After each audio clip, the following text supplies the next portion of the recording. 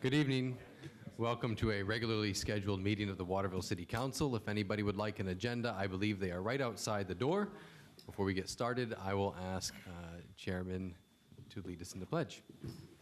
I pledge of allegiance to the flag of the United States of America and to the republic for which it stands, one nation, under God, indivisible, with liberty and justice for all.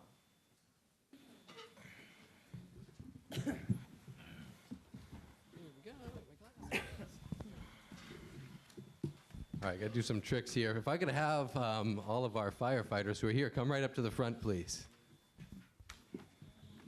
And I will try to stand to the side here and give you guys the spotlight here. Thank you all for making the time to come here tonight for this, by the way.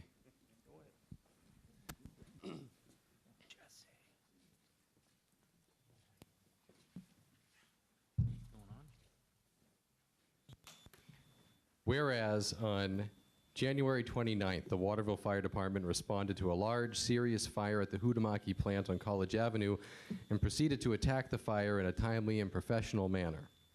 And whereas damage to the facility was contained, ultimately restoring operations to our longest withstanding local employer, and whereas without the support of our neighboring fire departments and agencies, the fire may have remained uncontrolled, spreading additional damage to this important community business.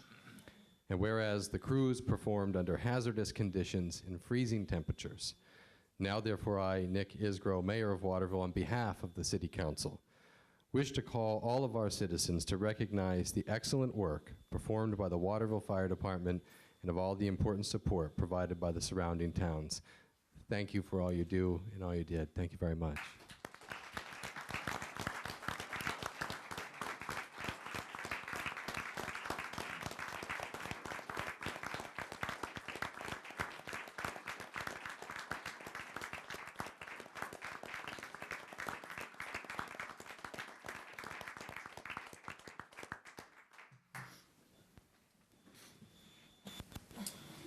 If you don't mind, Mayor, I'd just like to have a couple words. Absolutely. Perfect.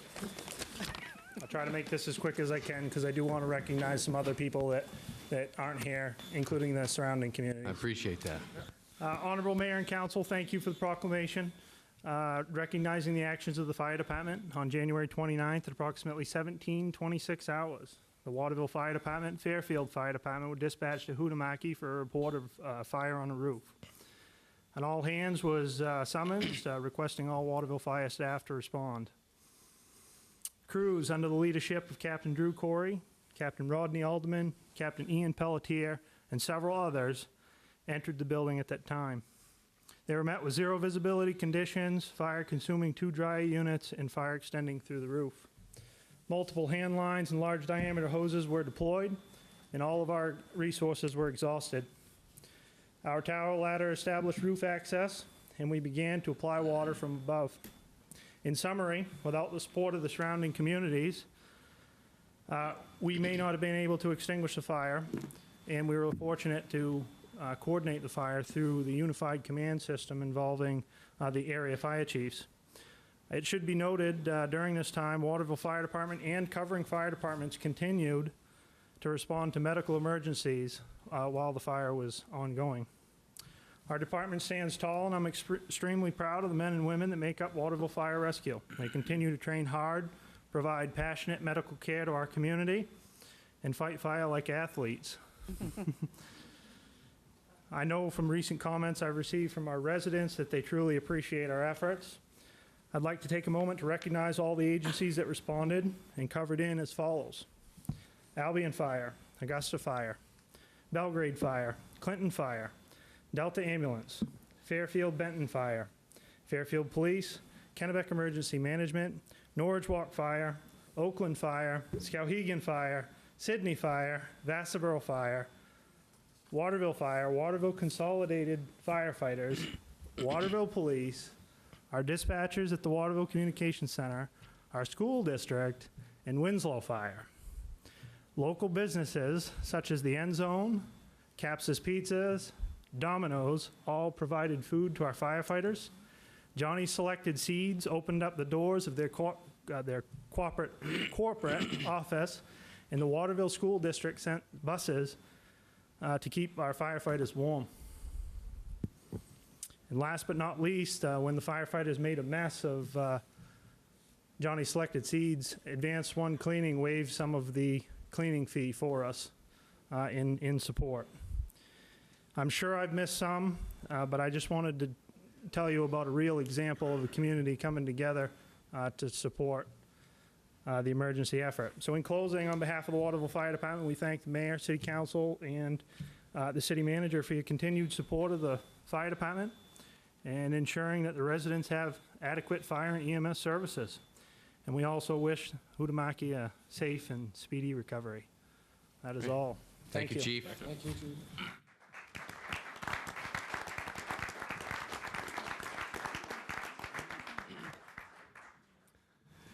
Next, we have the disclosure of conflict of interest. Is there any counselor who feels they have a conflict of interest with any vote they will take tonight? That'll be a no. Now on to the presentation of the auditor's report. Eric Netto, who's with Nicholson and Associates, is going to present the audit report. Remember, this is for the year that closed June 30, 2018, and Eric and his firm have been doing our audit now for 4 years? 4 years? Yep.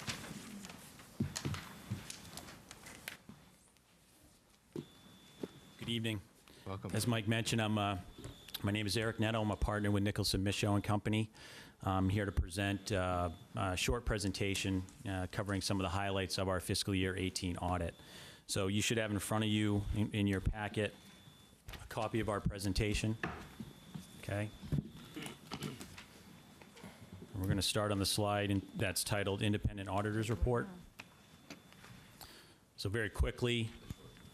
Oh, yeah, sorry about that. Yeah, no problem.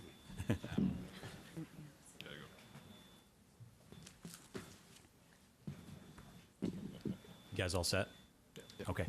So quickly, as far as responsibility, so the financial statements for the city are the responsibility of management.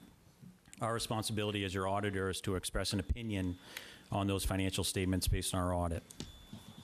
Next slide, standards of conduct. We conduct our audit in accordance with auditing standards generally accepted in the United States. Those standards provide reasonable assurance that the financial statements are free of material misstatement. And we did issue an unmodified opinion on the June 30, 2018 financial statements. That's a clean opinion for the city. This next slide, financial statement presentation, kind of illustrates how we prepare and what we're presenting in the financial statements. So your financial statements are comprised of what we call government-wide financial statements. Those are basically full accrual financials. We report capital assets, long-term debt, and other accruals within the government-wide financials. There's also fund financial statements. That's your general fund, capital projects, special revenue. Okay, those are report more of a current financial focus, more of a short-run perspective. Okay, and we also provide a reconciliation within the financial statements of the government-wide to the fund financials. So think of it this way, for most of the year, the city reviews and what they're monitoring are the fund financial statements, okay? That's where your general fund, your expenditures, revenues, and then your government-wide are when we report capital assets and long-term debt. So the reconciliation between those two financial statements are reported on page 13 in your financials.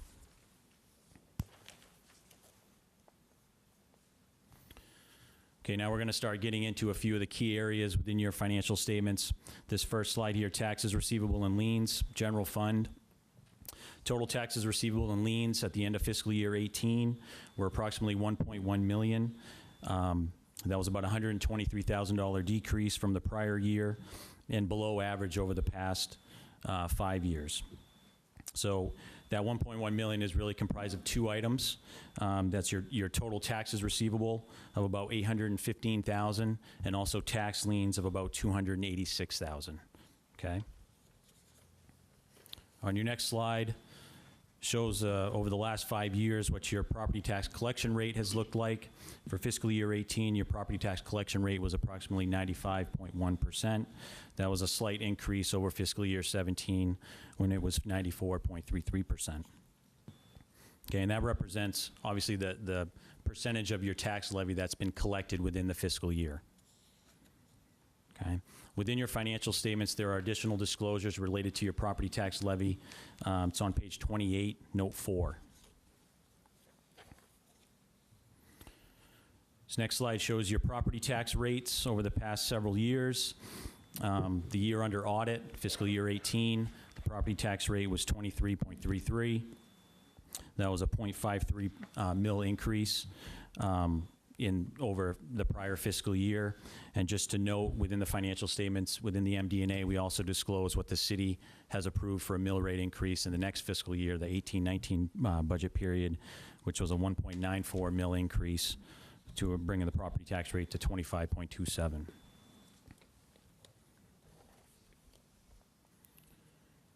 Next slide shows your unavailable revenue. Unavailable revenue represents taxes that are still unpaid after 60 days after year end, okay? And what I want you to get from this slide, when you have a decrease in this slide, that means that we've been able to recognize more of that property tax revenue in the current fiscal year.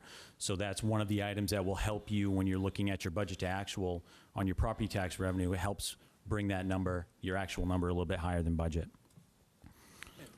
Of course, that's related to the 95% collection rate too, right? Correct. Yeah, and some of it's timing. It's just, you know, under GASB, when you collect property taxes within 60 days after year end, they consider that to be available for use in the current fiscal year. That's why that amount is being recognized and not tracked as what we call unearned or unavailable revenue. This next slide shows your long-term debt levels. So there was no new debt issued by the city in fiscal year 18. There was about a 10.5% reduction overall in your long-term debt, and that was just based on normal amortization and regular payments of about $2.25 million on your long-term debt. Okay, and the city's well within its statutory limits as far as how much long-term debt you can have outstanding. All right, the next several slides kind of talk a little bit about your general fund and some of your fund balance items. So the general fund balance for the city and school combined at the end of fiscal year 18 was about $5.67 million. That was an increase of about $225,000 over fiscal year 17. This next slide shows your unassigned fund balance, general fund for the city. That amount was a little over $5 million at the end of fiscal year 18, and a portion of the city's general fund has been assigned to the next budget period, and that amount is about $100,000.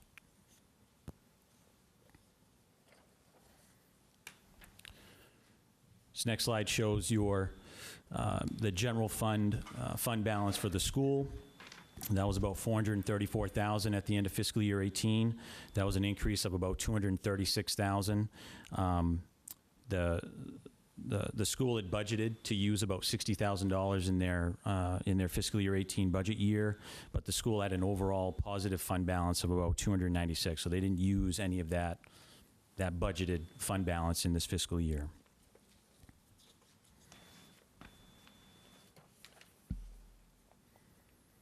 This next slide, fund balance policy calculation. It's the policy of the council that the city maintains a general fund unassigned fund balance of at least 12% of the general fund expenditures for the year.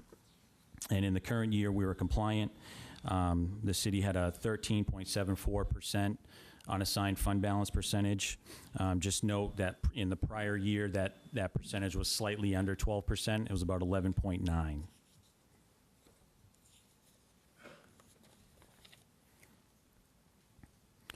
This next slide shows your fund balance utilization over the past 6 or 7 years, and you can see in fiscal year 18 that the city had an overall positive budget to actual result, meaning they didn't utilize any of their budgeted fund balance for the year.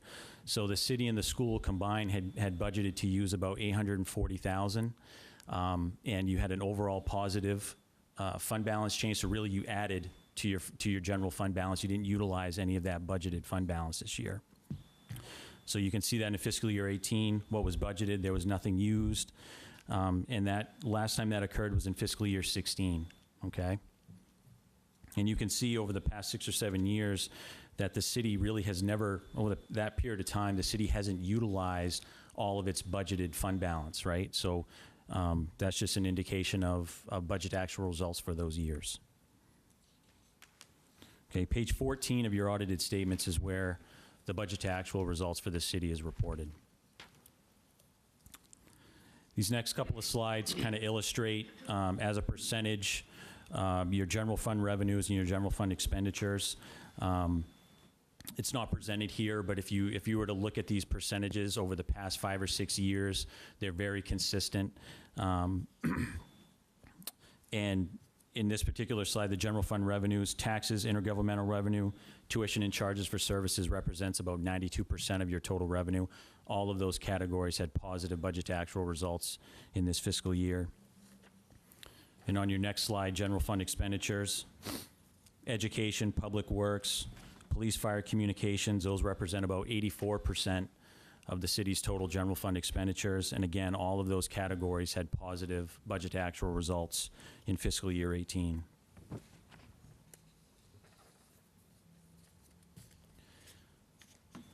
In other matters, we also perform what's called a single audit. It's an audit of your federal programs. We're auditing the school lunch program, and at this point, we're still wrapping up that process. It should be done within the next week or so. Nothing to report. We've audited that program for several years, and the school does a good job of managing that program, so we don't anticipate any issues there. A couple other required communications. We had no difficulties in dealing with city or school management, performing and completing the audit. There were no disagreements that arose during the audit with management about any financial reporting or auditing issues. Management and staff of the city and school have always been really, really helpful during the audit, very receptive to recommendations. We discuss a lot of various things with them throughout the process, and they've always been really good about, responding to our requests for information. So I want to thank them for that this year. That concludes the presentation. I know I went through that fairly quickly. Does anybody have any questions or anything on the audited financial statements? No, I just want to make note to everybody, because this is very, I think, significant that we budgeted almost $1 million use of our surplus fund, and both the city and the school didn't use any, and in fact, so that money actually was able to go back and push us back up over that 12%, which is a pretty big deal, I think. It's a, very big deal. Yeah, Yeah, yeah. yeah.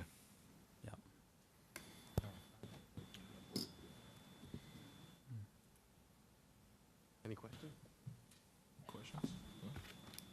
Thank you. Thank you You're very welcome. much. You're welcome. Thank you. Thank you, Eric.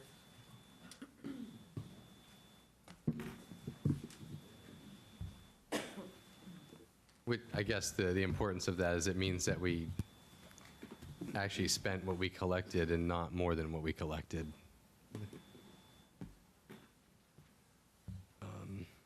All right. Next, approval of the consent agenda. Can I get a motion for the approval of the consent agenda? So moved. Second. All in favor? Unfinished business, Order 24, 2019. An order providing for sale of vacant lot 38 Cary Lane. Be it hereby ordered by the Waterville City Council, acting as municipal officers, that a vacant lot located at 38 Cary Lane be sold to Gary Murphy in the amount of blank. Move to adopt. Second. Okay. And I'd like to ask you to put in the sum of $1,500 in that blank. Okay. So I'd move to amend the order to make the sum $1,500. And second. All in favor of the amendment? But as amended? Move the order as amended. So moved. Is there any discussion or questions? I'm not sure if Mr. or Mrs. Murphy is here. Yep, Gary Murphy is here. In the event you have any questions, I explained to him, or I explained to you earlier, that this vacant lot is next to his property on Cary Lane, so he is interested in purchasing it so he can have a bigger lot for the house that's there. No discussion, I'll ask for a roll call. This is the first reading, so Oh, it doesn't this- require a roll call, It is? It's under unfinished business. because it was postponed at the last meeting. Excuse me. Okay. So it is- So I guess all in favor? Good. That was easy. Thank you, sir. Next is ordinance 25, 2019. An ordinance providing for amendment to the Public Safety Ordinance, be it enacted by the City Council of the City of Waterville, acting as municipal officers as follows, that amendments be made to the Public Safety Ordinance, Article 3, Section 3. Move to adopt. Second. Is there any discussion or questions from the council? Okay. Could I get a roll call, please? Council Morris? Yes. Councilor Bofia? Yes. Councilor Smith? Yes. Councilor Mayu? Yes. Councilor Coelho? Yes. Councilor Tate? Yes. Councilor Thomas? Yes. The vote is 7 in favor and 0 opposed. Next, order 27, 2019. Move to read by title only. And second. All in favor? An order providing for approval of forfeiture. Move to adopt. And second. Is there any discussion? Okay, could I get a roll call, please? Councilor Morris? Yes. Councilor Bofia? Yes. Councilor Smith? Yes. Councilor Mayu? Yes. Councilor Coelho? Yes. Councilor Tate? Councilor Thomas? Yes. Vote is 7 in favor and 0 opposed. Next, order 28, 2019. Move to read by title only. And second. All in favor? An order providing for acceptance of a 2018 federal build grant. Move to adopt. Second. Is there any discussion or questions from the council?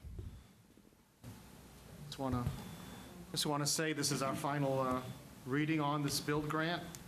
Want to say I'm very honored to be on this council for such a prestigious grant award. We've had some discussion with this before at the last council meeting. Just want to reiterate the importance of this build grant and what it does for the city of Waterville and for the region. This is the best thing that could happen to our city in economic vitality. I really believe that this is going to bring about cultivation of certain economic incentives that are going to be really beneficial to our community and our region. And it ties right in with the revitalization that is happening now downtown. With our partnerships and with our businesses in tow, I really think Waterville is on the cutting edge. We're pretty much being the talk of the town, talk of the state, and the capital with Augusta. So there's some real positive energy going on, and as many have been seeing, our real estate has gone up over 10%. We have a lot of real estate brokers that have been talking about home sales really starting to boom in the city of Waterville once again. Been a long time in hearing this happen, so it's the after effects of all of these positive things that are happening in Waterville. Just very proud to be a part of this council and be a part of what's happening with this revitalization. It's something to be, very beneficial in every facet of every way that we can imagine. So, I really take great precedence in having this happen on the final reading of this grant. And I just want to be clear, Mike, there is going to be more opportunity for public input on what Oh, the yes. final, what this money is going to be spent on moving forward, right? Yeah. As we said before, all of 2019 really will be devoted to design and the whole engineering, pre-engineering work. So plenty of discussion for additional meetings, public meetings. Yep. And we talked about one in March, actually. I would just like to give a few thanks, one particularly to Senator Susan Collins and her staff. This would not have happened without their efforts. It also wouldn't have happened without the efforts of our partners at Colby College and the Central Maine Growth Council. So thank you to Colby and the Growth Council for all of the many, many hours and hard work that were put into this. It was not an easy thing to apply for a federal grant for $7 million, but you pulled it off, so thank you. Any other questions or comments? Any comments or questions from the public? All right, Patty, can I get a roll call, please? Councilor Morris? Yes. Councilor Bofia? Yes. Councilor Smith? Yes. Councilor Mayu? Yes. Councilor Coelho? Yes. Councilor Tate? Yes. Counselor Thomas? Yes. The vote is 7 in favor and 0 opposed. Excellent, thank you. Moving on to new business, Resolution 31, 2019. A resolution providing for poverty abatement number 1, 2019. Be it resolved by the City Council of the City of Waterville, acting as municipal officers as follows, that poverty abatement number 1, 2019, in the amount of $4,544.57, including interest and fees, be approved regarding outstanding taxes due for tax year 2016, 2017. Move to adopt. And second. Is there any discussion? All in favor? Next, Resolution 32, 2019. A resolution providing for poverty abatement number 2-2019. Be it resolved by the City Council of the City of Waterville, acting as municipal officers as follows, that poverty abatement number 2-2019 be approved for the tax years shown below. 2016-17, $1,713.83, including interest and fees. 2017-18, $1,504.53, including interest and fees. Total requested amount, $3,218.36. Move to adopt. Second. And I believe there'll be an amendment here Motion to amend to what? to the total requested amount to be $1,713 for the 2016-17 year. Second. All So in favor? You're basically striking out the second Correct. year? Yep. Okay. All in favor of the amendment? Move the resolution as amended. Second. Any discussion? I just want to say something real quick, because this is a good time to bring it up, that there are a lot of property owners in Waterville, homeowners, who aren't taking advantage of the homestead exemption. And so I just, the city, I think, is doing all it can to get the word out to people about that. But it might also be important for people here to talk, if you know anyone who's having a hard time paying their tax bill, the homestead exemption it's a sizable amount. So I just want to do some more to make people aware. Great, thank you. All right, all in favor? Oh,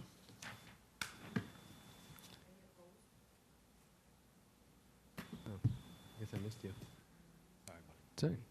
Thank you. Could I get Resolution 33, 2019? A resolution providing for waiver of foreclosure of municipal tax liens. Be it resolved by the City Council of the City of Waterville, acting as municipal officers as follows, that the municipal officers authorize the treasurer of the City of Waterville to file waivers of foreclosure in accordance with Title 36, Maine Revised Statutes Annotated, Section 944, to prevent the automatic foreclosure of tax liens filed against the mobile homes listed on the attachment. Move to adopt. And second.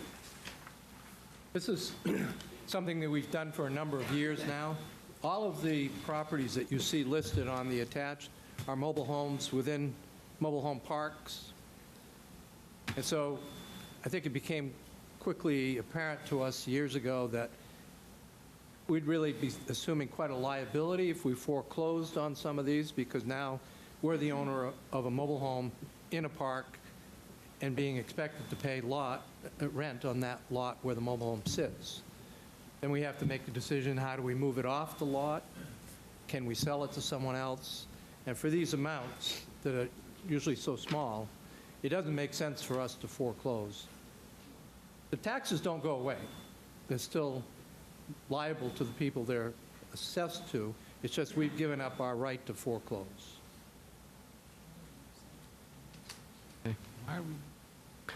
Because we don't want to own mobile homes. That's why. We don't want to pay rent on the lot. Right. Or dispose of it. If you look at the amounts, it's just not. Okay. Is there any discussion from the council? Any questions from the public? We'll take a vote. All in favor? Thank you. Thanks. Next, Resolution 34, 2019. A resolution providing for support for bridge dedication. Be it resolved by the Waterville City Council, acting as municipal officers, that the city supports a state legislative initiative to name the Upper Main Street Bridge over Interstate 95 in honor of Wade Slack, a Waterville native who gave his life for his country on May 6, 2010, while in service in Afghanistan.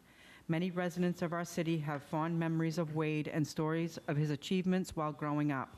These are combined with a deep appreciation for his defense of our country and our freedom. Move to adopt. And second. And I believe the Honorable Thomas Longstaff would like to come up and say some words.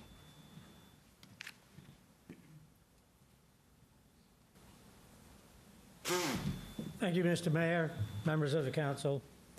I'm Thomas Longstaff. I'm a resident of Ward 6, a former member of this city council, and a former member of the Maine State Legislature. Thank you for giving me this opportunity to speak briefly in support of the resolution before you. Perhaps I can do this best by sharing with you just a small portion of the testimony that I presented before the State Standing Committee on Transportation this afternoon. I said there, also as I'm saying now, my testimony can be brief. As you expect, I'm here to testify in favor of LD 39. My wife and I, Cindy is with me, my wife and I have known the Slack family for more than 40 years. Wade's father, Alan, was our friend and a veterinarian who cared for our pets until his untimely death. Although we were not closely associated with his children while they were growing up, we knew all of them and often heard stories of their activities and accomplishments.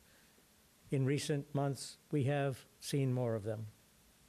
We remember well when Wade made the decision to join the Army and serve our country, and of course, we remember the sad news of his death when it reached us here in Waterville.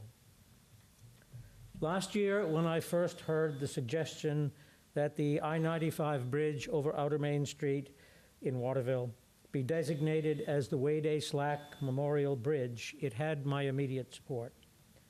Unfortunately, this suggestion came to me after the deadline for submitting legislation had passed, and so I took the next option. I had what is now LD 39 drafted, prepared, and held until after the November elections when another representative from Waterville could sponsor the bill and move it forward. Fortunately, Representative Colleen Madigan, who is also very well acquainted with the Slack family, was pleased to sponsor that bill. As you know, and as I said, it was heard before the State Standing Committee on Transportation this afternoon. It's not in my notes. There were 6 bills naming bridges and roads before the Highway Committee this afternoon. 5 of them passed immediately, unanimously. The only one that couldn't be voted on was this one, and it will be voted on as soon as they receive, because it's a required step, as soon as they receive an endorsement from this city council. I think that this is an appropriate way to recognize Wade's service and sacrifice, and a measure that will be deeply appreciated by Wade's family and many others in Waterville and the surrounding communities. Many people, and I've had people approach me in the last few days, have fond memories of Wade when he was growing up. I could say a lot more, but the most important thing that I have to say to you tonight is that I hope this resolution now before you receives your unanimous support so that we can honor one of our own who gave his life for his country by endorsing the state resolution for the naming of this bridge. Thank you all for what you do for the people of the city of Waterville, for the people of the state of Maine, and of course, if you have any questions, I would be happy to answer them. I just want to say thank you. Thank you. Thank you, Colleen.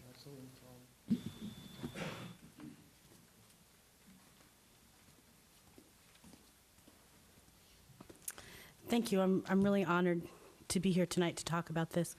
I've provided you with the testimony I gave today, in addition to Wade's sister Lauren's testimony. Over the past few weeks, I've had contact with Wade's mom, Mary. This means the world to them. I think many of us in town here knew the family pretty well. we were lucky today that Wade's two brothers and his grandfather also joined us in the Transportation Committee. And I don't really have anything more to add more than that could be any more articulate than Representative Longstaff. I'll take any questions if you have them. We would love your support so his family can have a smile when they drive down Main Street, all his family and friends. Thank you. Thank you.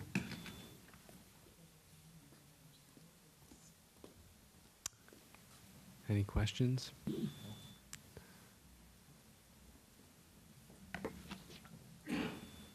Hi, Mike.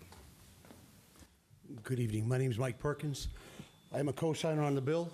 I'm the chairman for the town council in Oakland, and a fellow veteran, and I'm honored to be a co-sponsor on the bill. I think it's a great thing, and if you guys could do that, it would be great. I'm also on the Transportation Committee, and it is one step we have to take and make sure the town agrees that it's okay to do it, and as soon as it's done, as Tom said, it will be quickly and move right along. Wonderful. Thank you. It's an honor to be here in front of you. Thank you. I'll take any questions. I don't think we have any. Thanks, sir. Thanks.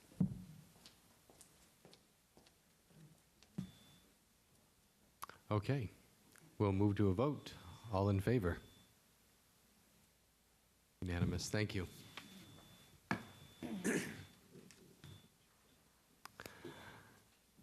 Next is Resolution 35, 2019. A resolution providing for appointing members to the Fair Hearing Authority. Be it resolved by the City Council acting as municipal officers that the blank, blank, and blank be appointed to the Fair Hearing Authority. Move to adopt. I would just mention that we were still in the process of contacting people to serve on this committee. I would offer two names of individuals who are willing to serve, Rosemary Winslow and Jackie DuPont, both former city councilors. Councilors may serve on the... They were members of the Fair Hearing. And they were also on the Fair Hearing Authority when they served on the council. So members don't have to be counselors, but certainly if any counselor wanted to step forward to fill the final blank, that would be appreciated. Anyone interested can either step forward now or contact either Mike or myself, but we could move forward with two members at this point, and that would be fine. Move to We're amend- required by law to have a fair hearing authority because that fair hearing body handles any appeals that happen as a result of a denial from general assistance. Someone comes in, asks for help. Linda and her staff are not able to grant it. That person has a right to appeal. That's to the fair hearing. Move to amend the resolution to add names Rosemary Winslow and Jackie DuPont. And second. All in favor? Move the resolution as amended. Second. Any questions or discussion? All in favor?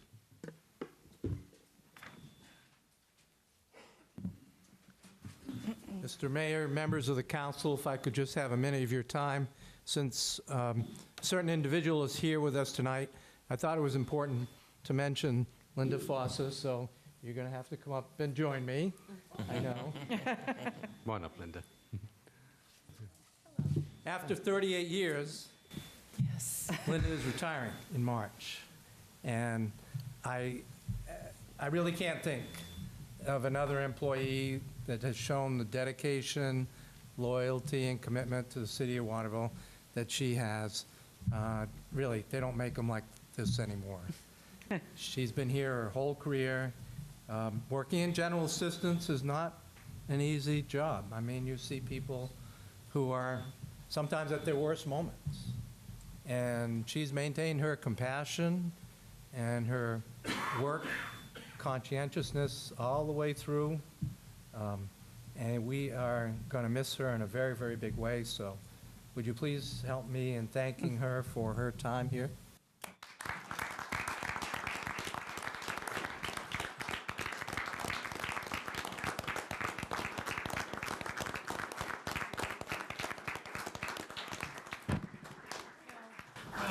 Thank you very much, Mike. When I came to work for the city in 1981, March 2nd, I was beyond thrilled to have an opportunity to serve my city. And over 38 years, while it's been challenging, I've maintained my enthusiasm to help people that are in need, who need help. I have worked with so many wonderful employees, mayors, city administrators, city managers. Mike has been so supportive of our department, and also being able to reach out into the community. And I have developed so many partners and friends who have made our work a little bit easier because they tell us about resources that can help the people we serve.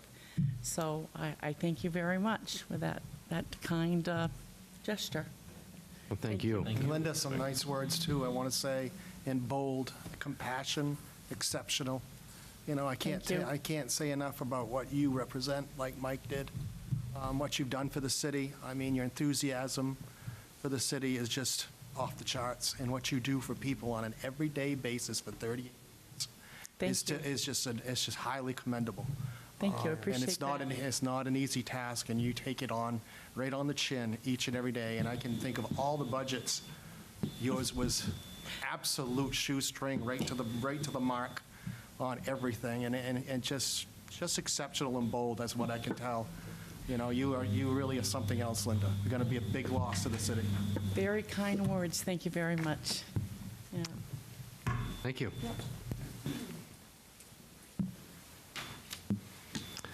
Next, we have Resolution 36, 2019.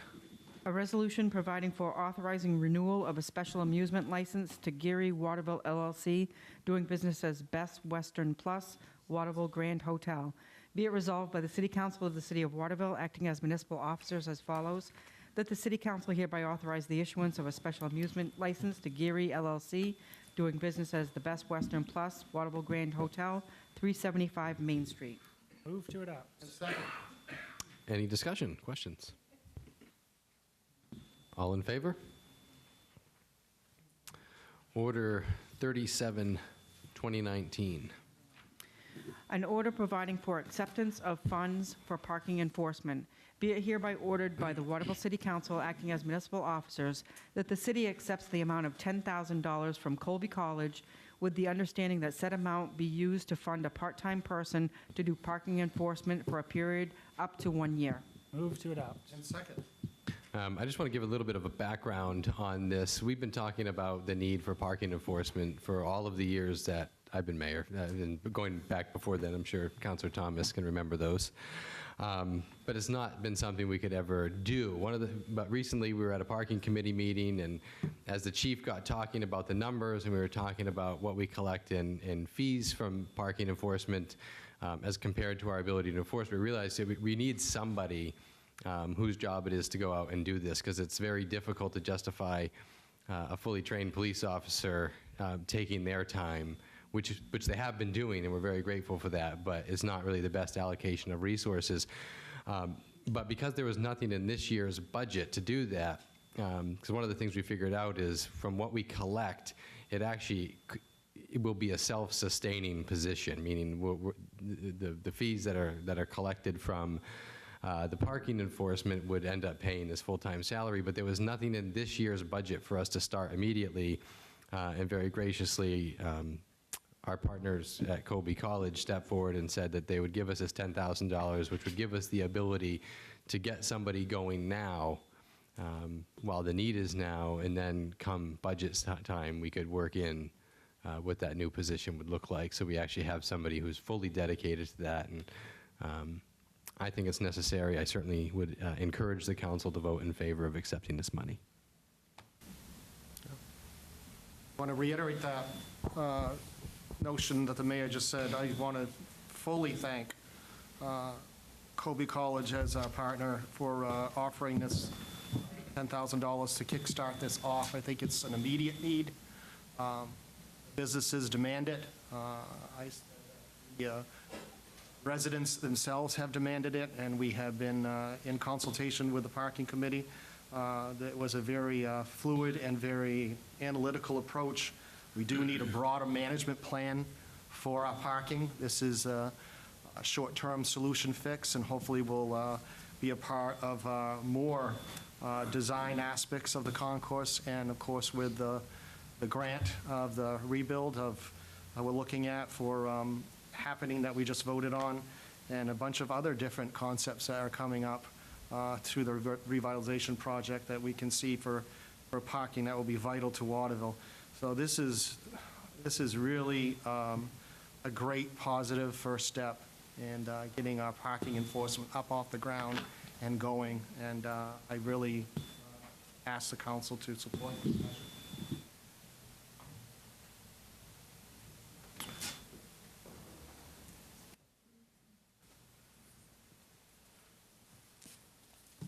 Good evening, Council, Mayor.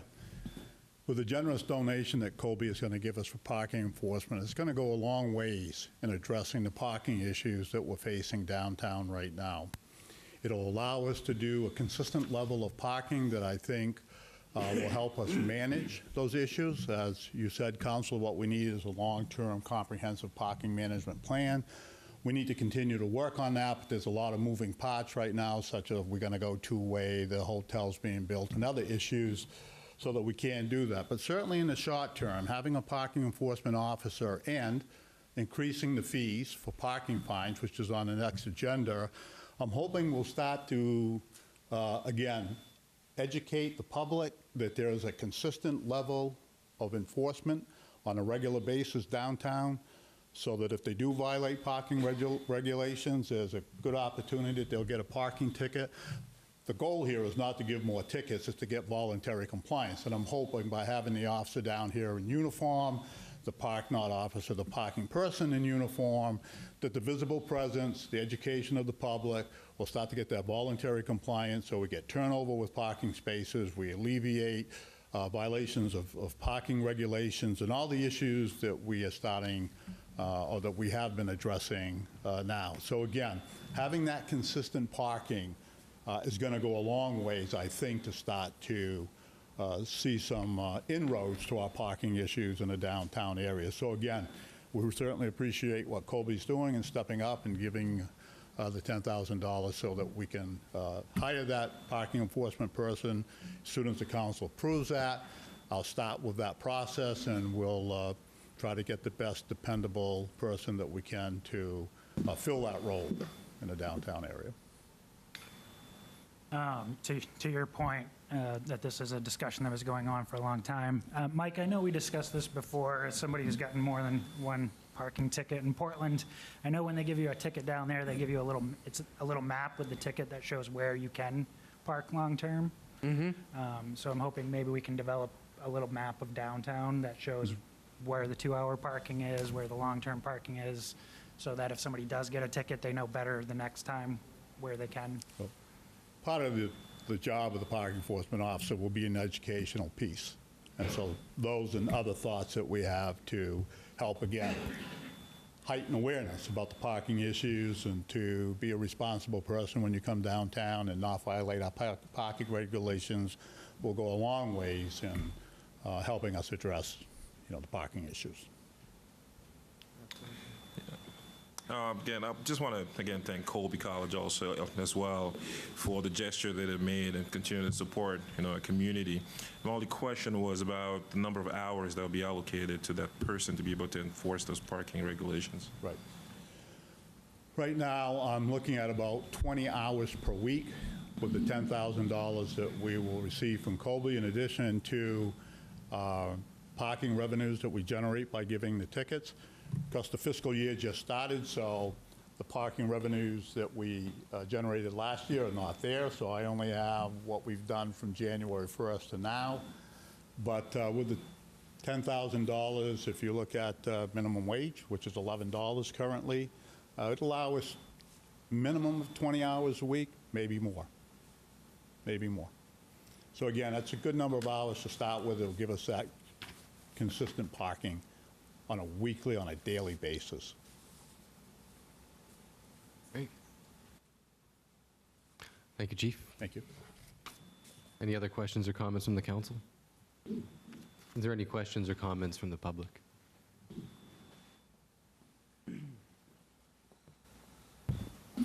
Hi, my name is Sandy Sullivan from Ward 5, and I'm sorry to disagree with all you gentlemen. However, I have a little different take on this.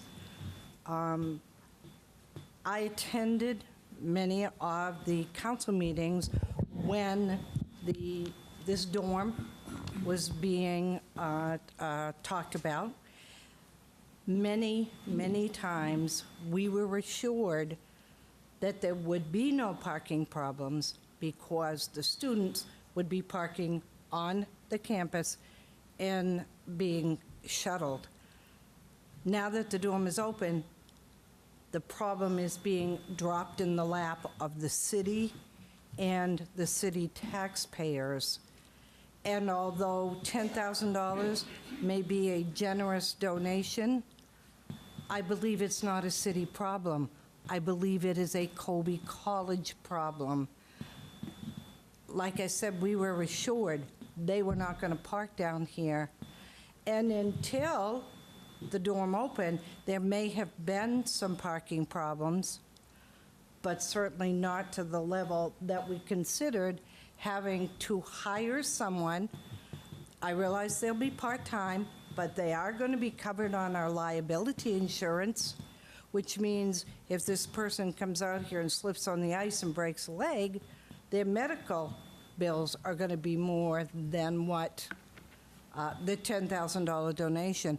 The other thing that concerns me is this same week, there was an article in the newspaper about the new hotel being built.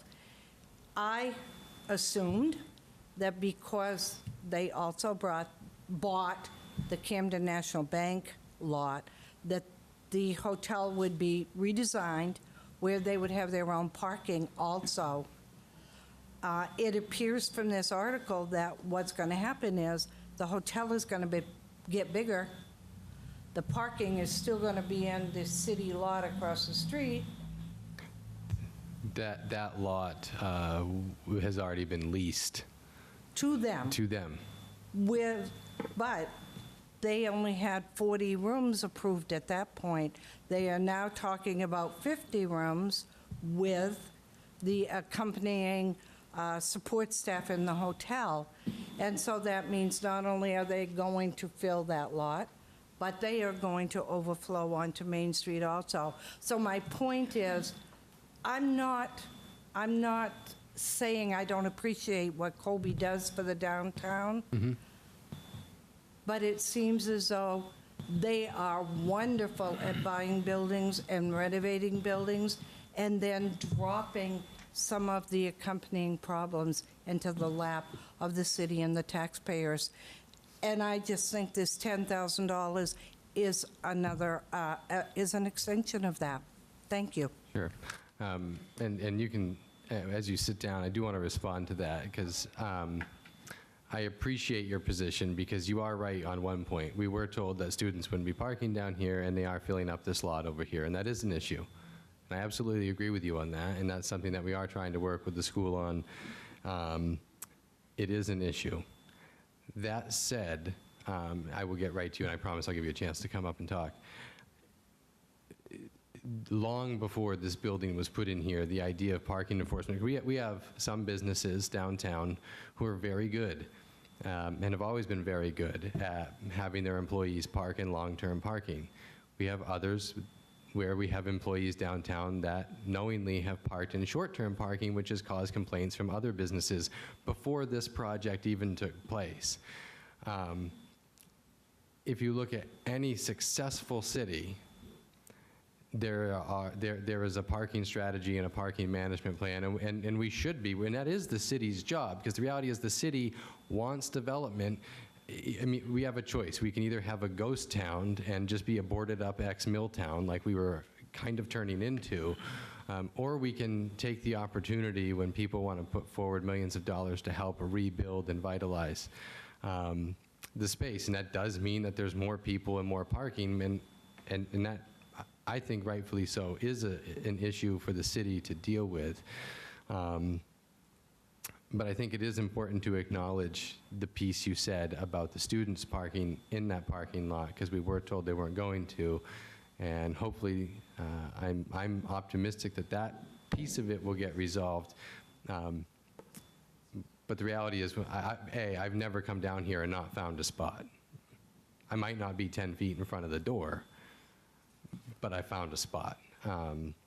So I think it's a mix. I have mixed feelings about what you said. You're right on one part, but I do think it's the city's responsibility. And ultimately, if we're going to have a thriving downtown, then at some point we're going to have to come up with some parking solutions. Mr. Mayor. And I agree with you, but this seems like a knee-jerk reaction to a problem that was created by Colby. And it just seems to me that it should be their problem to solve as far as their students' parking, as far as the general overall city parking, then yes, I agree. We need Yeah. a plan, but it doesn't need to be tomorrow. This needs to be tomorrow because the students are taking off the spaces. Thank you. Thank you, ma'am. Counselor. I would just point out that the city's taxpayers are subsidizing the parking for every single business downtown and most of the apartments as well because they don't have designated spots for just those businesses. So besides, anyone who comes downtown and wants to build a building, the city is footing the bill for all of their parking. I mean, that's the reality. So it's not just Colby College, it's every single business that already exists downtown and any other new business that would come in downtown. And it's probably an issue that we're going to have to talk about at some point, but the reality is that, we're paying for the snow removal, we're paying for the maintenance of the parking lot, we're paying for enforcing, how people use that parking, and it's for all of the businesses and not just Colby College. Come on up. Hi, I'm Joyce Flodick-Atkins, and I'm co-owner of the Yard Goods Center. And I've been in business over 69 years. And Mayor Isgro, I appreciate it when you came to my store. You and Linda Cody came, and I really appreciate that. Wish I could have fixed it for you, but I do my best to keep the doors open. Yeah. And today when I came into town, it was about 1 o'clock, and I counted over 16 out-of-state cars, and I couldn't find, it was 1 o'clock, almost 1 o'clock, and I had to double park in front of my store, because when I work, I park behind the store, and my clerks all park behind the store, private parking, and I couldn't find a place. And what happens with me is that we have classes that are 2.5 hours. I do my best to compete against chain stores, Walmarts, etc. And when my customers come in, and when I would go to the police department, they told me it was my responsibility, the policeman, the officer that ticketed my people all the time, said it was my responsibility to get out and go keep moving their cars. I can't do that. Plus, and it's not an age factor, because I have a lot of younger customers that come in with canes and knitting bags, etc., and for the officers to tell me that my customers are supposed to park in front of Goodwill, that's a far walk. And I understand in the winter it's even worse because of that snow pile. But all I can say is that, forget it at night, there's just the parking lots filled. But during the day, especially Friday, and that's when all my people were getting ticketed, I'm not going to have them pay that ticket. I'm going to have to pay that ticket. I don't even get paid at the store, and I have to pay that ticket. I just feel that if I even had like 2 rows, all I ask is 2 rows, so that people going to the Villager, the Chinese restaurant, the dentist, myself, and Maid and Main, to have people coming from out of town so that they have a chance to park. You want to have people come to downtown? They don't want to see a parking meter. They don't want to be ticketed. That's just not fun. And especially my people come in the morning, and then they go to the Villager to eat, the Chinese restaurant to eat, they shop, and then they come back for class in the afternoon. And if they go out to move their car, number one, that's very difficult for a lot of them. If any of you guys know my mom, she's 97. You go watch Beatrice. She does good. She does good. She makes it up to City Hall all the time to see Linda and everybody. And it's not an age factor. And so I don't want to see parking tickets. I want to see, please, just give me 3 rows. And I would like to, maybe just for Friday, and I always asked at the police department, why are they ticketing so many people on Friday? Because they had extra staff. So I'm not, to be honest, I'm not a political person. I love what I do. I go to work because I love what I do. And to have people, a woman came in yesterday, she didn't know where to park. She parked in front of the dollar store, had no idea how to get into the parking area, and had a sewing machine repaired. And so I wasn't going to make her walk with that. I walked her. I had to leave the store unmanned to go walk her in front of Inland and she had to double park in front of Inland. There were no parking places. And yesterday, you know something? It was almost dead in all the stores in front of me. You know, I'm sure everybody had a busy weekend watching the Patriots win and all this. It's just they weren't in the store. And even today, it was deader than a doornail in my store, and there were no parking places. So I don't want people to get parking tickets. People don't want people coming from Belfast or this or that. And I dealt with 1.5 years of signs on both sides of the parking lot that said no through traffic. What I did, every 4 days that I'm in there, I would go to one side and turn the sign around just so people saw the sign and they kept going. They didn't think anybody was open. But anyway, I don't want to see parking tickets. I just want, please, give me 3 hours, even if I had 12 of those, that some of the Colby things that say Colby downtown parking permit. If I even had like 6 or 8 of those on Friday for those people that come morning and afternoon and go patronize the restaurants, that's all I ask. Right, and I know we talked about that as well. And thank you Yeah. for you took the time and came to my store. I appreciate it, and Linda too. Thank you. Yeah.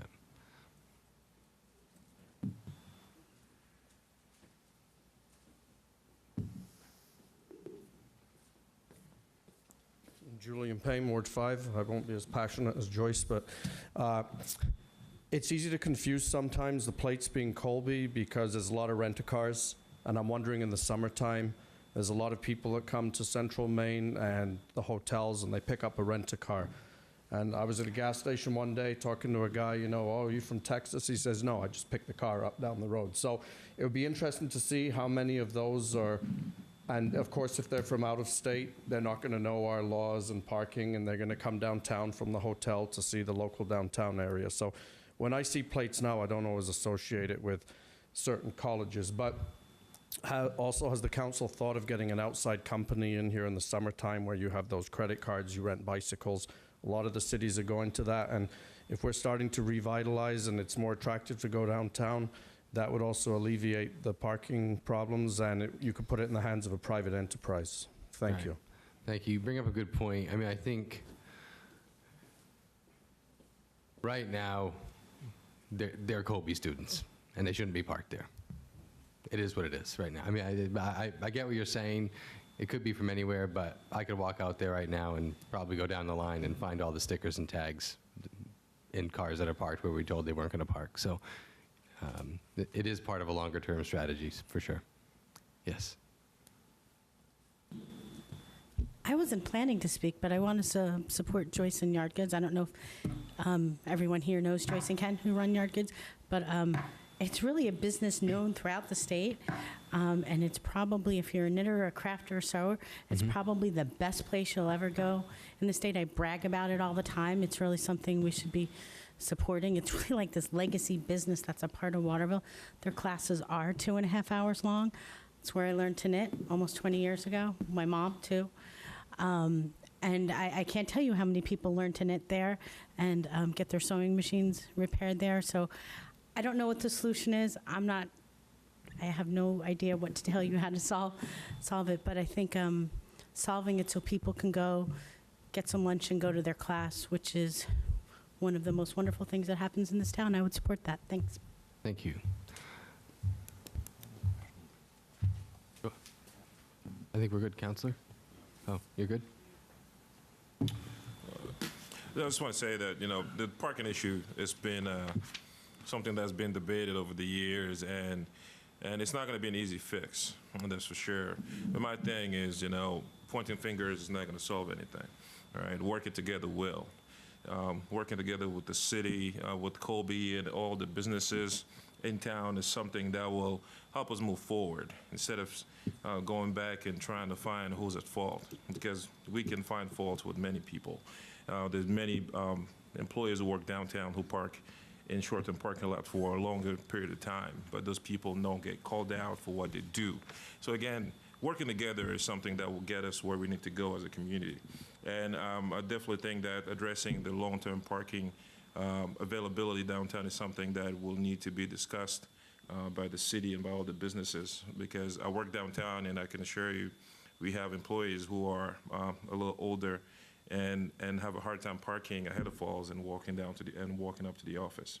So it's a bigger problem overall, and I think that definitely we need to address the issue with long-term parking in front of businesses that requires people to go in there for extended period of time, because that's something that they don't really have under control. But I want to reiterate that working together to solve our problems is what will help us move forward. Thank you. Councilor? I'd like to address the issues with the yard goods. I do agree. They're one of the best long-term businesses we've had in the city, and their words should really hold a lot of weight. We do reiterate that the parking committee is something that's going to be ongoing. Longer-term comprehensive plan, like we have discussed at just a previous parking committee meeting that we had with these short-term recommendations, this is not at all a done deal on parking.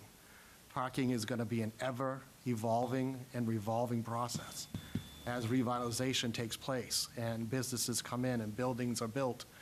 And the existing businesses, I want to reiterate, need to be taken into serious consideration, yard goods being one of them. I'm a very big business advocate.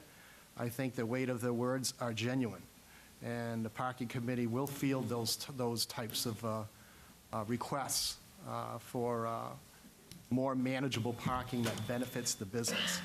So I can say that with all assurity that we will address those things on an individual basis with the parking committee and make it part of the parking comprehensive plan that is going to be the long-term solution going ahead. So our work is not done here.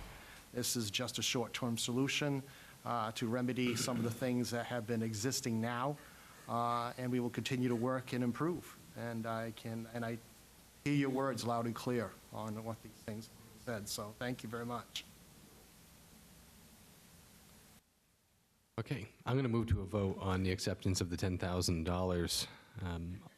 All in favor? It's all in favor. Next, ordinance 38, 2019.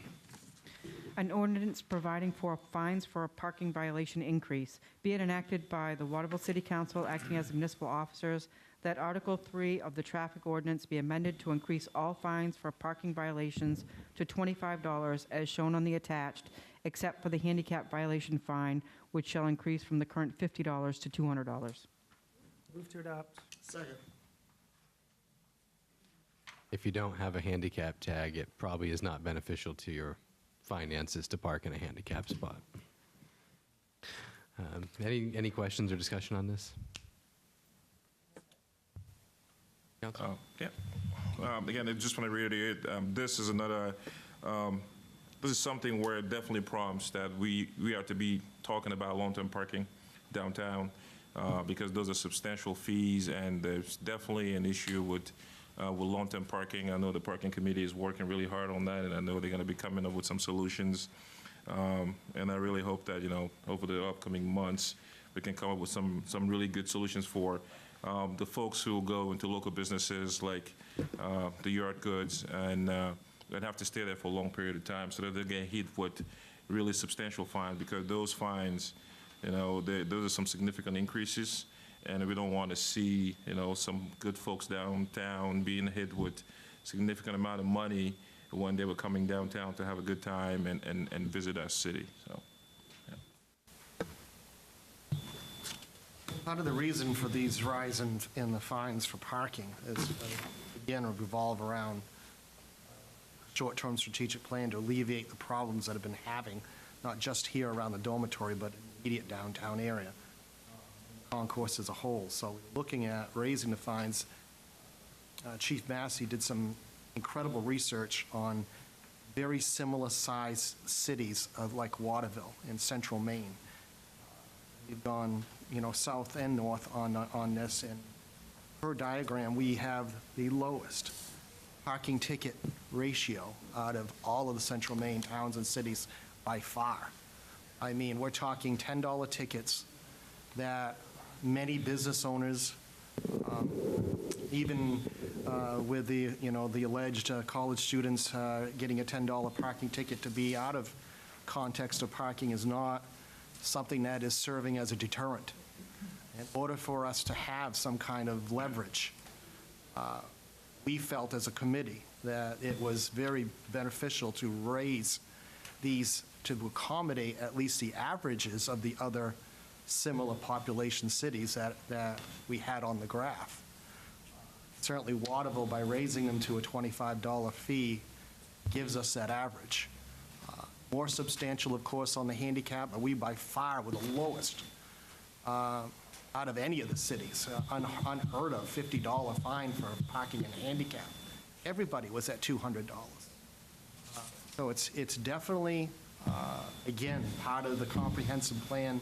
Short-term fixes are here. The work of the parking committee is not done, and it will continue to strive forward, but we feel at this time to subsidize the position of a parking enforcement officer to go in and do the things that they need to do beyond the scope of the $10,000 that has already been put forward by Colby College. This is a necessary thing. Great. All right, we're going to call for a vote. All in favor?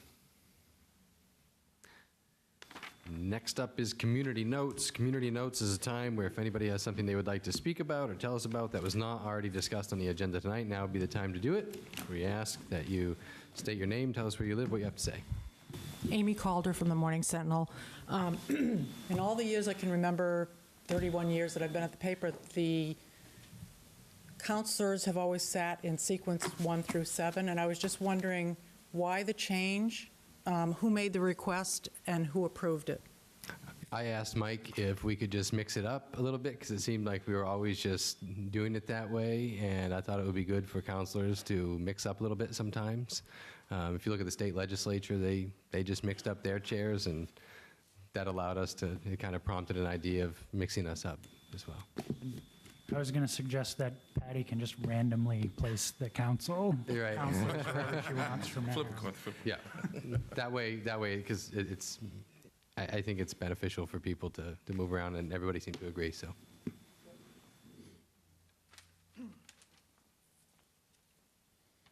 Well, my name's Scott Maddock, Ward 7 resident, but here on behalf of the Central Maine 4th of July, the dance chair, a few changes to the dance I announced last month, and just give you a few updates on how the process is going. First of all, we've changed the theme to the dance to a trip down memory lane, adult prom, and silent auction. Again, the dates are the same. It's April 27th, 8 p.m. at the Winslow VFW.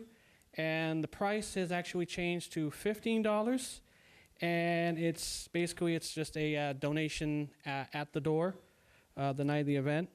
We're also still going to be doing the door prize trivia, but we're actually going to be doing different questions from the 70s, 80s, 90s, and 2000. And we have, I want to give a few shout outs to some of our sponsors we have so far. The movie portion of Door Prize Trivia is being sponsored by Portland Pie Company. Silver Street Tavern and Restaurant has sponsored the music round of Door Prize Trivia. Mainly Brews is sponsoring the TV round of Door Prize Trivia. And just today, I got Enchanted Herbs and Teas is going to be sponsoring the news round of Door Prize Trivia.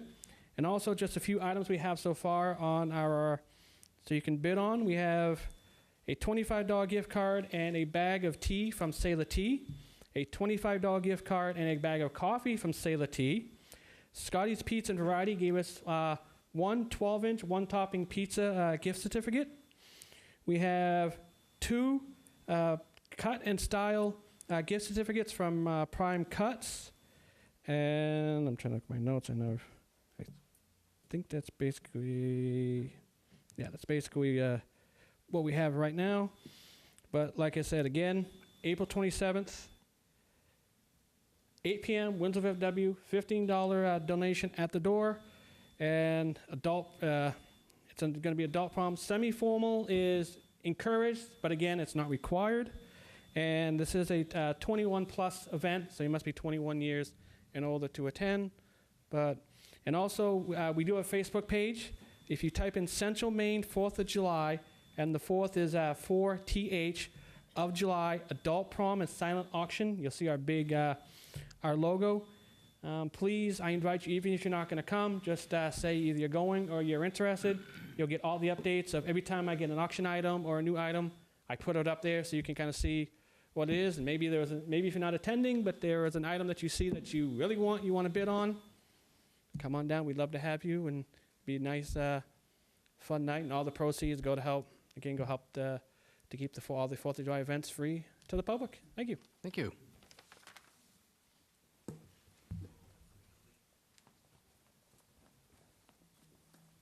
Hello, councilors. My name is Bruce White, and as you know, many of you might know, I was recently elected as a representative for District 109. My predecessor, You were? My predecessor, Thomas Longstaff. Never heard of you. Thanks. So, well, because I'm a freshman, so the good thing is that I have many people to go to for help in the legislature, and I'm very optimistic about things in the future in the next couple of years. I was appointed to the Transportation Committee, so today was the first public hearing that I heard, and because the bridges were there, and my heart was, saddened by some of it, but at the same time, very grateful that I had a small part, and the bill that Colleen submitted, and I was actually a co-sponsor as well.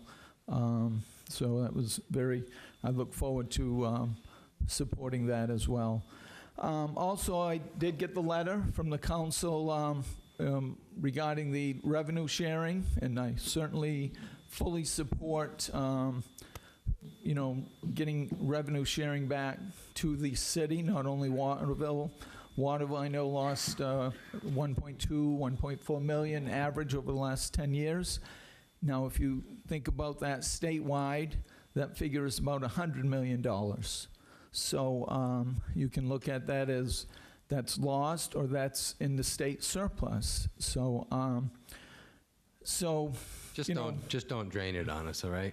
Well, we have choices, right? And one, do you want your taxes or do you want to leave that money in the bank?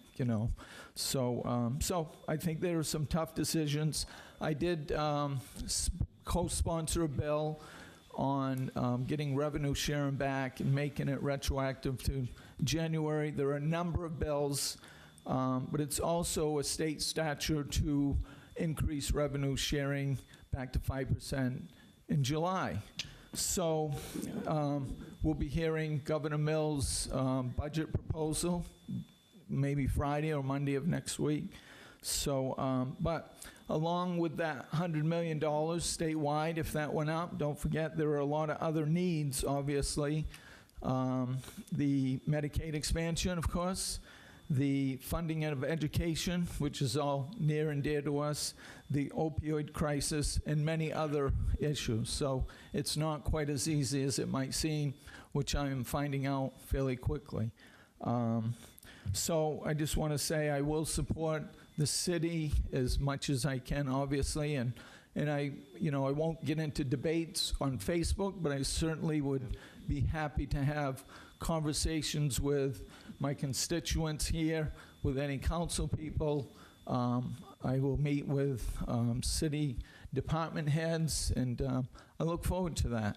And thank you all for your support and what you're doing in the city. Thank you. One thing I would ask you to throw out while you're down there talking about expansion of Medicaid, would be, I don't know if anybody's talked about it, but I hope people are talking about taxing the hospitals, because it was their lobbyists that that pushed that law. The hospitals paid a lot of money to get those people to push for Medicaid expansion, and if you want to make it self-sufficient, which we should, I'm not against expansion, the people voted for it, but it needs to be self-sustaining, so I hope someone's considering a tax on the hospitals. I expect, now I can tell you this, so see, a lot of facts get left out, as we know, or just aren't. Colleen and I and Representative Neto and other reps have met with hospitals. There's a need there.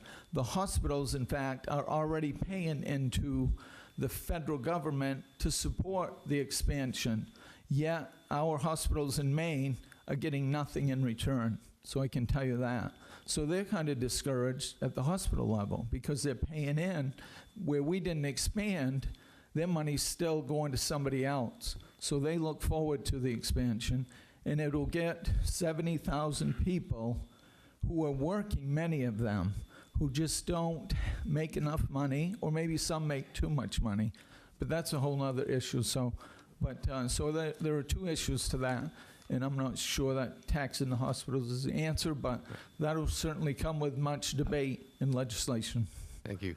I would just also suggest that you look at the last time when Governor LePage paid them that enormous debt that was owed to them, the dollar amount in capital projects that coincided on all these hospitals after receiving those funds. So I would take a look at that correlation as well before you give them any more money. We have a good body of legislators who I'm sure will turn every stone that we can. So thank you all again.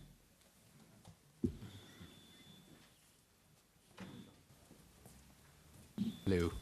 Hey, I am Marian Finch, Ward 6, potentially 109, maybe 110. I live four doors down from Colleen and 4 doors down from Tom Longstaff, so it's a coin toss. Anyway, I hate to be this person. I think I'm going to become this person, though. Guys, what's going on with the recycling truck? Why can't I recycle my stuff this week? I'm trying, y'all. I'm trying here, but... Mike, would you like to answer that? I think this falls in... Missed the question. The question is, why can't I recycle this week?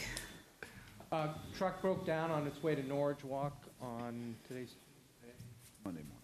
It was Monday, right? Yeah. Yep. So we had to fix the hose. Broke down. We're waiting for the part. It should be here, and it should be back on the road very soon. What day do you recycle? I recycle tomorrow. You may have to hold it for next week. So it's been brought up before, and I guess I'm going to bring it up, is we seem to keep fixing this truck, and I really want to recycle. And I keep getting pushed into waiting for the truck, waiting for the truck, waiting for the truck. Are we in a position where we're having talks with people about the fact that this brand new truck keeps breaking down and people like me wind up with recycling tsunamis in our very tiny apartment kitchen? I think we're through the worst of the problems because we've had some, no question about it. This was a very unexpected thing, so I don't expect going forward. All problems are unexpected. We're going to have these kind of problems going forward. Do we have a plan for if these things keep happening? Are we still under warranty? Are we still? Oh, yes. What's kind of, where are we, like, kind of in the life of this truck? Still under warranty. Yep. When are they going to just give us a new truck? Yeah, that's what I'm getting to, is when. At some one point. hydraulic hose that froze up, so that's not actually the truck's fault. It froze and burst when we got it back on the when we got it on the road. So that's no one's fault. Okay, so how long do we still have on the warranty? We bought the truck last spring, so actually I think it may be a 3-year warranty, not just one. Depends on which pieces of it. Okay. Okay. There is Thank you. recycling over by Armory Road, right? Where people can drop off recycling over by Armory Road. You can always drop off the recycling on the Armory Road. Yep. Right. Thank you.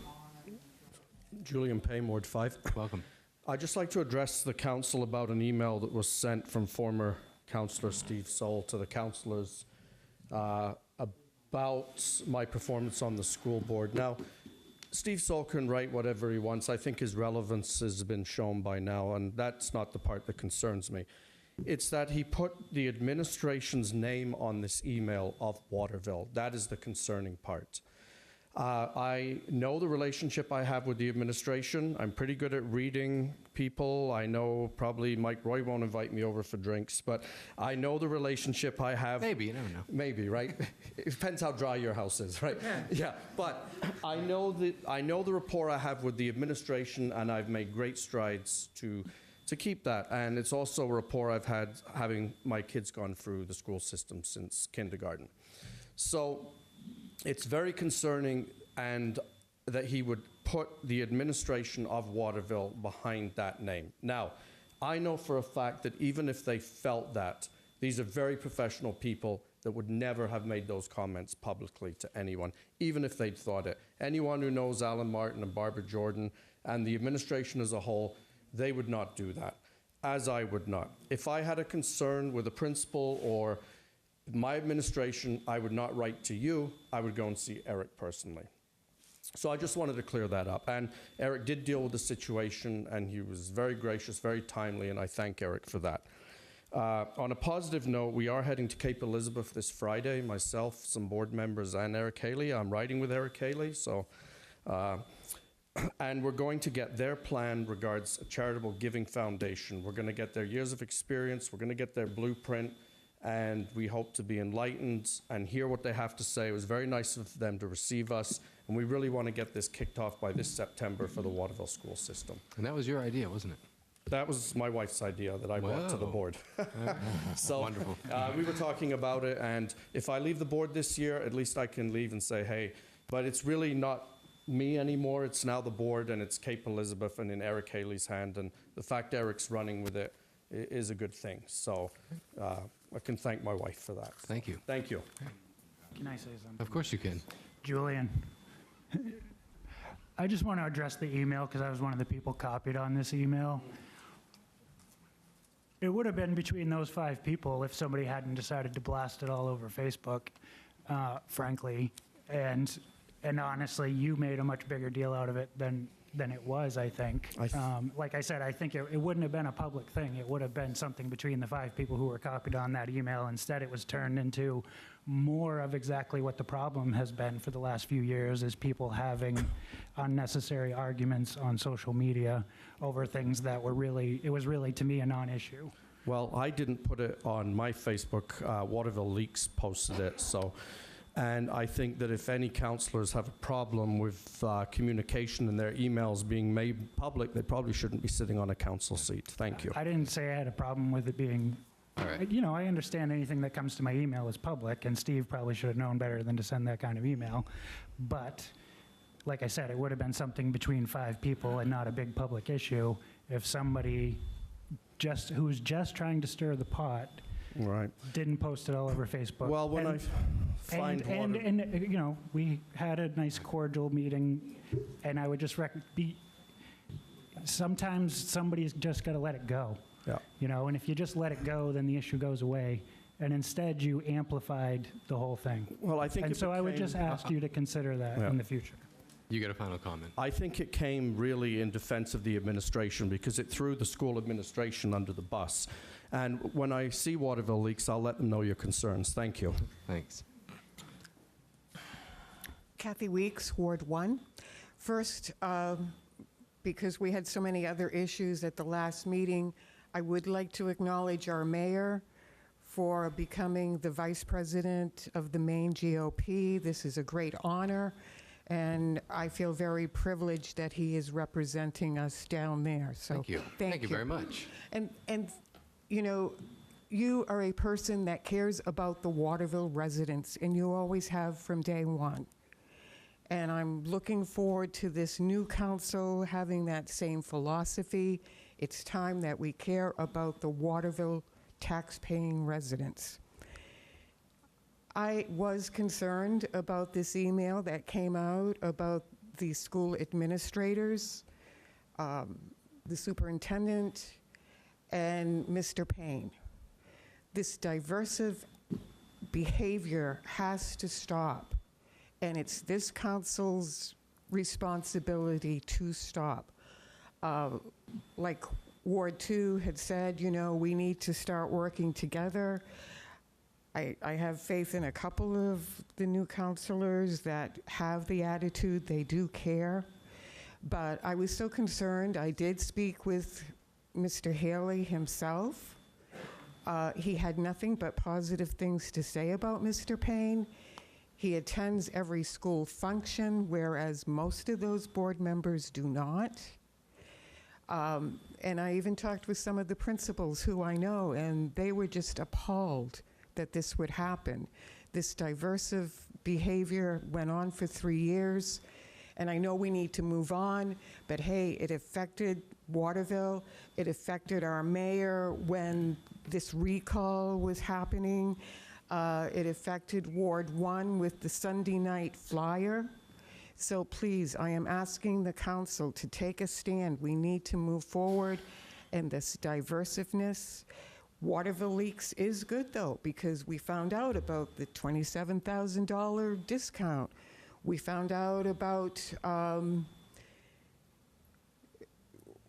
free rent within our city hall. Citizens need to know what's going on, and there have been so many under-the-table things that in the past we've just swept them under. And that cannot continue as a city. So thank you.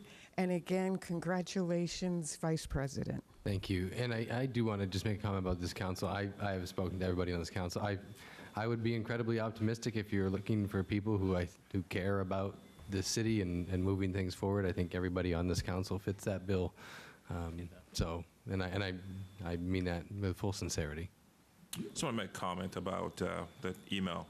I read the email, and the email had two parts to it. All right. Obviously, what former Councilor Soul said about Mr. Payne, you know, those were his own comment. But also, the second part of that email was about the event that went on that day. And I would tell you, my daughter was at that event. Okay, and I don't want people to just focus on the negative things that happened because of that email, but also focus on the positive things that happened there, because that event was about promoting diversity and promoting equality for folks around the city and around the community. And that's something that we should also talk about, not just, you know, the parts that we feel are controversial. and I would be remiss if people will try to silence people who try to go out and stand up for themselves, like those kids who went out there and spoke on their behalf and on behalf of people who needs to have a voice. So I want to make sure that, like always, I say, let's focus on things that will unify us instead of things that will divide us. Welcome. Good evening, Mayor Isgrove, City Councilors. My name is Sharon Labby, and I live in the Ward 1. And we're here to pass out to you right now a packet pertaining to the Waterville Area Revitalization Plan. And contained in such, there is a letter from Mark Andre, of course. And it's very important that you read the letter. It gives much more detail, in-depth detail about what has been transpiring. And we also have contained in there the actual names and addresses of 1,667 petitioners who signed during our election season, as well as in our housing door-to-door section. Keep going. Okay, wait. No, you're good. Go ahead. So it's for you to review, but also just to show the scope and the depth of the numbers of people who took the time to sign our petitions. And it also shows that how much interest there is as far as our tax levels being so extremely high in Waterville. And from what I heard tonight from the assessor's report, it looks like it's going up again. So I don't think you're going to have the constituents being happy with that type of a situation. We need to have some sort of assistance as far as the scope of passing on this expense to your taxpayers and business owners of Waterville. Now's the time to be thinking of another means of drawing upon income to be able to offset these high costs. I'm sure you know as well as I do some senior citizens I know of, as well as other people who are selling their homes, moving to other areas, either out of state or even to places like Sydney, just because of the tax rate. And it gets to the point where I think it's reached the tipping point at this point, and it's like, how much more can you get out of people? And you're going to have a ghost town, as you mentioned earlier. And it has to be spread out. There are costs. We know the costs are high, but it needs to be spread out. Perhaps, as it's been discussed before with nonprofits, at least perhaps a contribution from them. After all, they are using infrastructure and our services in our city, and the taxpayers have had the burden all this time on our shoulders. It's time that it be spread around. And you really need to listen to your constituents. You've got 1,667 that signed, but I can tell you that's just a fraction of what we could have gotten. I'm certain of it. And as you can see, it's not just in one sector of the city, but it's all over in every ward. And that's why we've got the streets listed. So you know that it's not just a group just in the city, it's people scattered throughout the whole city. And you really need to take note of that. And what we'd like to ask is if the city council can work with this and do something about it. And we're asking if you could find time, perhaps in your next city council meeting, to have this discussion, to see what can be done to take some of this burden off the taxpayers and the businesses in this area. That's all we can ask at this point. Say a couple words. Yes, by all means. Sean Karen, Ward 2. Essentially, this is, like she was saying, it's the community that is outside of the square of Kobe. These are the citizens that feel like they may be being left behind. They want to contribute to what Kobe's doing for the city. They want to be able to be strong with Kobe on that front end. It's not saying that Kobe hasn't done anything. Kobe is wonderful. Kobe has done a lot for us. This is just a lot of the citizens on the outside looking in and saying, well, if Kobe's going to do this, what about the long run? Right. All right. If we have to, figure out something down the road, it's going to end up costing more. So if all we're asking you guys put it on discussion and maybe pass it on to Kobe. And it's not like we're saying it has to be the exact amount. They could say we're only going to give you this or vice versa. But take any questions you guys have. I don't have any questions. I do want to let you know we are talking about how we approach the nonprofit community in general, because the nonprofit community has had a free ride. The reality is, I can tell you, we've looked at the numbers. Colby College, Thomas College, the two hospitals all take about an equal number of police and fire calls every year. And that is an issue because they are using those resources. One thing I would say, while some of our state legislators are here, is that it would be really beneficial to have changes made at the state level. If you look at places like New Hampshire, where Dartmouth College is, for example, only classrooms are tax exempt. So we will do our best, and I want you to know we are fully engaged right now in this discussion of how we approach not just Kobe, but frankly, all nonprofits in the city. But it would be extremely beneficial if changes could actually be made at the state level that would allow us to just simply levy taxes on those entities. And also, we don't want to make it sound like citizens are trying to attack Kobe. No, people are looking for some contribution to help with the tax relief. I get it. And it's not just Kobe College that you guys can approach to. It's any other non-profit that would be willing to help. Mm-hmm. So, I mean, it could extend on to Thomas College, or it can move on from there. It's not necessarily needs to be focused at Kobe. Great. Question? Have you handed this list to Patty for her to check to see if these are actually registered voters?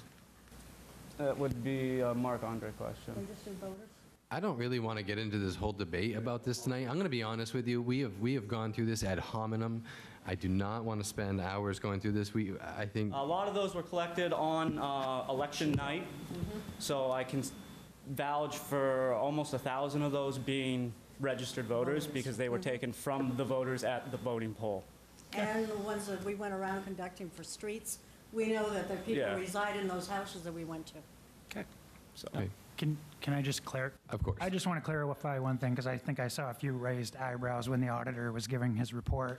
When he was talking about a 1.92 mil increase, that was last year. He was talking about the current fiscal budget compared to the budget before. Nothing has been decided about the budget that we're going to start working on. That's what- why we're presenting Right. this. So I just want to be clear. Right. Right. Yeah. I understand. I just think that, I just want to make sure people weren't confused that it's already been decided that there's. With the new council being seated too, I haven't had a chance to say welcome, so welcome for all the new council. Great. And thank you. Thank you. Thank you. Next up for community notes, Bob Veer. Last one. This is it. Thank you, Mr. Mayor, City Councilors. Bob Veer, Ward 7, but tonight I'm here as chairperson of the Waterville Airport Advisory Board. I want to thank two people. Number one is the airport manager, Randy Marshall Jr.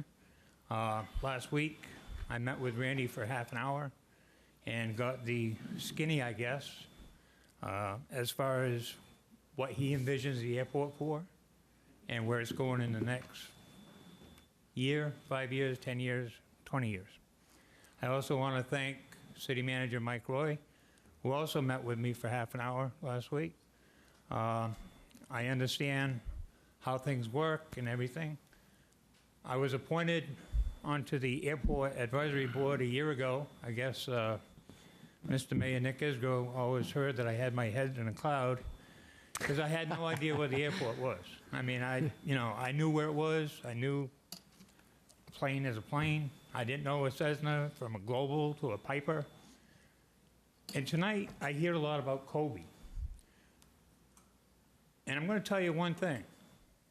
We have to work together. The airport is vital to Waterville. It's vital. It's almost like a train station that we used to have, the 470 in those days. Maybe they're coming back, I don't know. But I can tell you one thing, in January, Kobe landed some huge planes. Huge. I mean, when you see a Global coming in, valued at $42 million, you're not talking chump change. And where we're making our money, the city is making money on the airport because of fuel. Am I correct, Mike? You are correct. That's where we're making our money, is on fuel sales. We are making money because we're making money on the hangar. We're making money on Randy going out and busting his butt, getting us grants, getting us equipment down at Fort Dix, and putting in maybe $2,000 on a $30,000 piece of equipment. So that's where your money's going, folks. And I'm here. I've never seen a more vibrant council than this. This is a very vibrant council to have in 2019. I'm 61 years old, been a lifelong resident of Waterville, still down the south end, but this council right here impresses me. And I hope it impresses you that we have somebody in the city, and I'm proud to wear this shirt, this sweatshirt tonight, because it stands for something that I remember going back and watch the Waterville Bruins on a Sunday afternoon at 4 o'clock up at Colby, playing hockey with Chiboy and Chinon. Kobe is here to stay, folks. We need to embrace it, whether it be parking, whether it be welcoming and saying hi to a student. As Councilor Bofia said, it's time for unity, and the time is now. Thank you. No, we're done. Can I make one? Yes. First, in case you haven't gotten enough of us, tomorrow night here, there is a Meet the Reps event. Yes, Sponsored yes. by the Yeah. Chamber of Commerce, so I believe that's at 5:30. Yeah. We'll be here for more opportunity to hear from you. And secondly, I would like to remind people that the Marijuana or Cannabis Study Committee is concluding our work. We're hoping to have our recommendations to the council by the end of March. But I would like to give people the opportunity, I know several members are here tonight, but if you have comments or concerns, I would urge you to email myself or Sydney, who are or Councilor Mayhew, we are the representatives on that committee. And there will be opportunity to discuss those recommendations over time as they come before the council as well. No manager's report. Great. I want to remind everyone, photos. I can't. I got to run. Yeah, okay. Jeff, Yeah, our thanks. photographer.